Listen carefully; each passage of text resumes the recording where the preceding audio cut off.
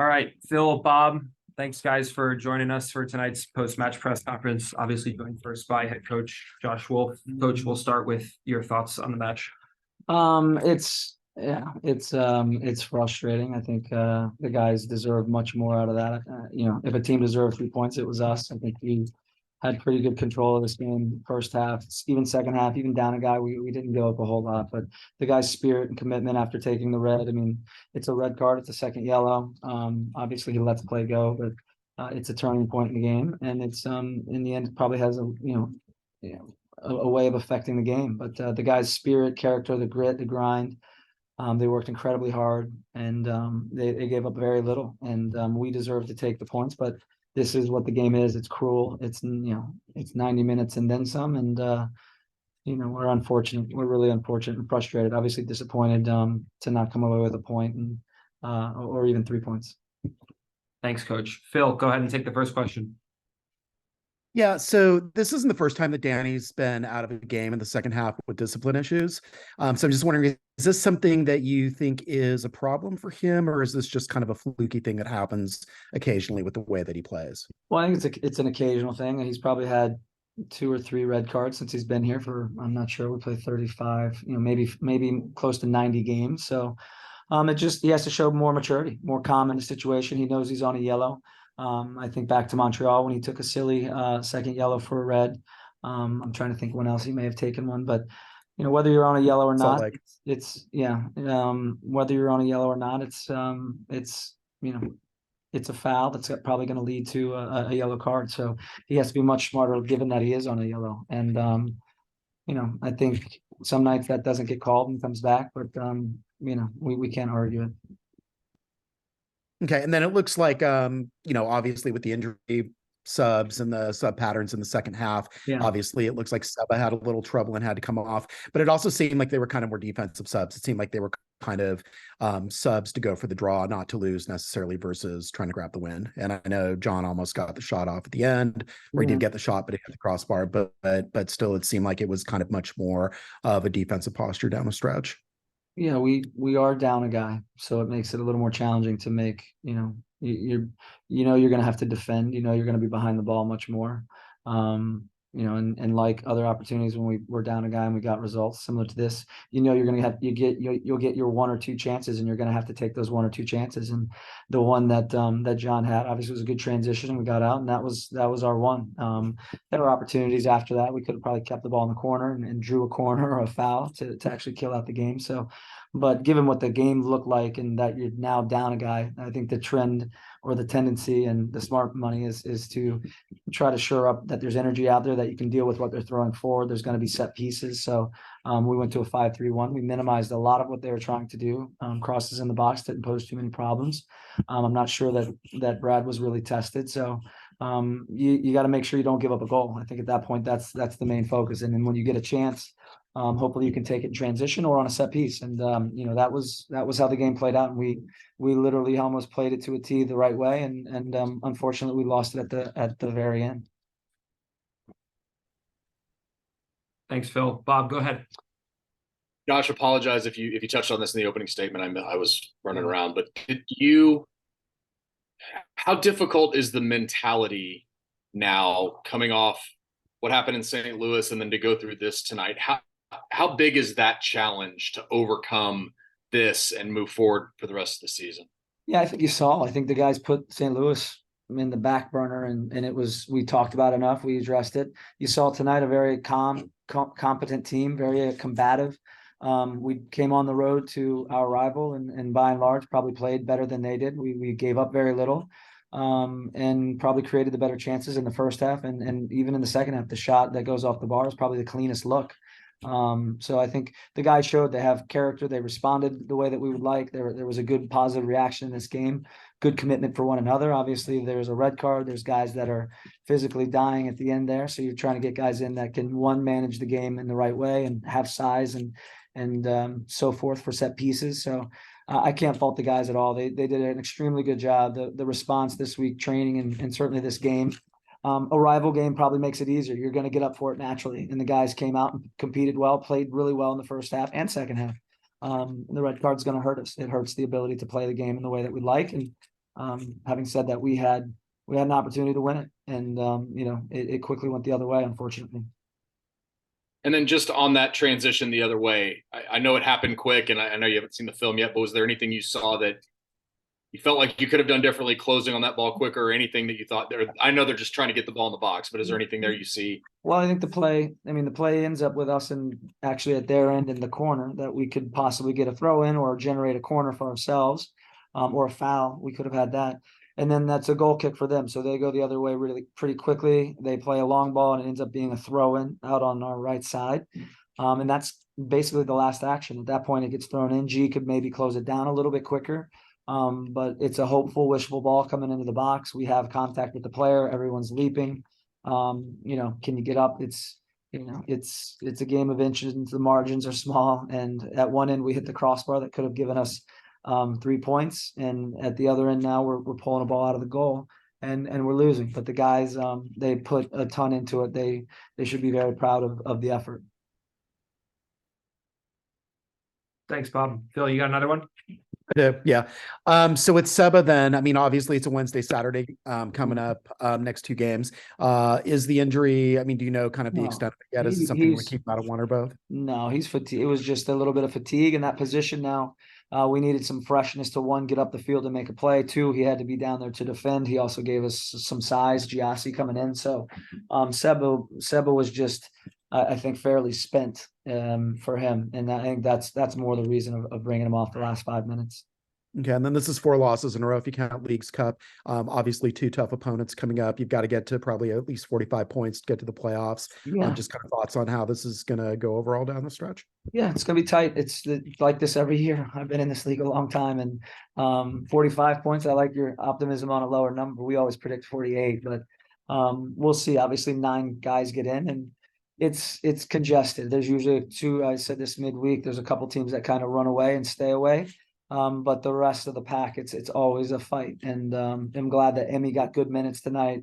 We got Giassi in there. I wanted to get Leo in there. It'd be good for him to get some 15, 20 minutes just to get him back up to speed. So when we have a full complement of players, the team is quite dangerous and quite solid. So we're working our way through that. Today would have gone a long way, and as far as getting a result, the guys deserved it. And it's unfortunate it didn't happen, but it's a tough loss. As you said, we lost momentum, I think, with Leagues Cup, and the game in St. Louis is a different animal as to today. But I thought the guys played well. They responded quite well.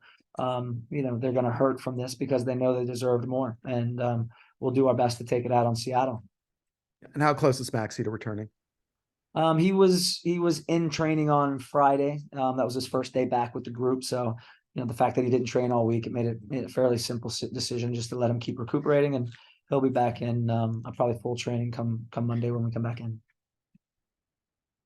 Bob, is that an old hand, or you have another one?